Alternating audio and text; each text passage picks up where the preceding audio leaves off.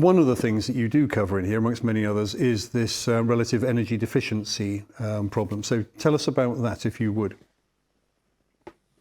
Yeah, so relative energy deficiency in sport, or REDS, as people might have heard it abbreviated to, is a real issue, I think, for young women, young female athletes. And we're not talking about elite level athletes. I mean, we are, but we're talking about a condition that can affect any active person, but most prevalent in active women.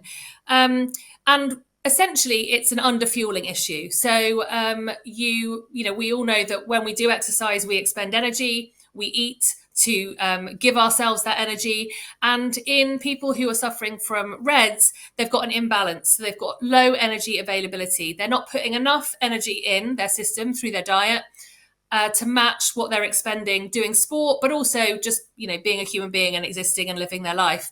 And that imbalance has really significant consequences if left unattended.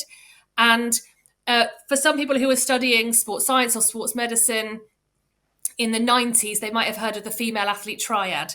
And that was the first time that a scientist called Barbara Drinkwater did some really important work to look at female athlete health and say, actually, there's some real issues here if we've got menstrual dysfunction in girls, because we're seeing that that's linked to impact on bone density and bone health and injury. But the female athlete triad only focused on a triad of things. And actually, we know now that REDS is much more widespread. So female athlete triad was disordered eating, which led to menstrual irregularities, which led to poor bone health.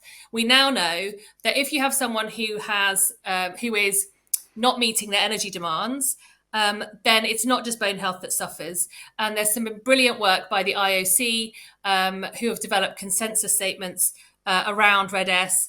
The most recent one was published last year in 2023, which showed that there is such widespread impact of particularly suppressing menstrual function in reaction to underfueling. Because essentially in the female body, it's a really smart move to turn off the reproductive cycle when we haven't got enough energy. If you're consistently underfueling your body and your body is thinking, geez, I need to save energy, one of the systems that we can switch off as females that won't, kill us off within minutes or days is our reproductive cycle.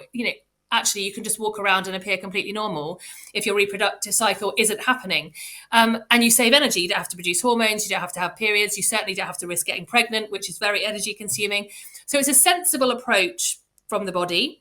But essentially, it's not just the reproductive cycle and the reproductive ability that we quash, because we quash those hormones that are responsible for the reproductive cycle. Can I take you back a stage, though? They have a much wider impact. Mm-hmm. Can I take you back a stage, though? I mean, why on earth would somebody be underfueling their body if they're in sport or athletics? I mean, if you go to your average rugby club or rowing club, somebody will be saying, how many thousand calories have you had for breakfast this morning in order to keep up this level of weight training, energy consumption?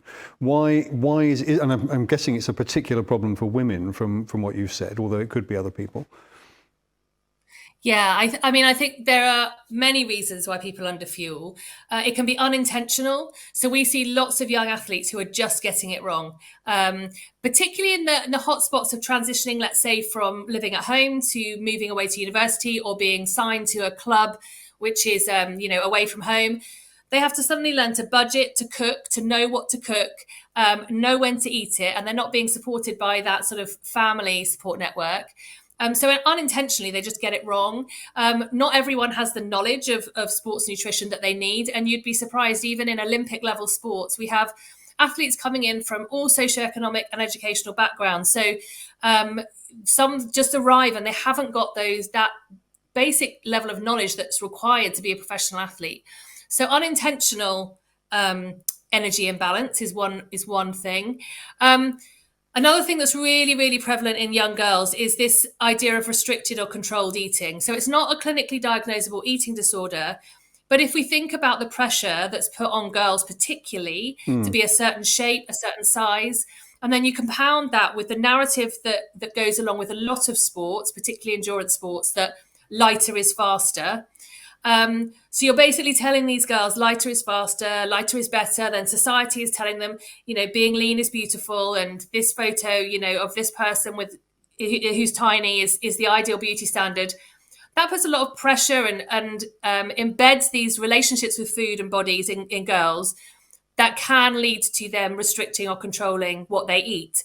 And I always say to them, anything to do with food has to be a non-judgmental area, because particularly athletic girls, no one is trying to do them self-harm.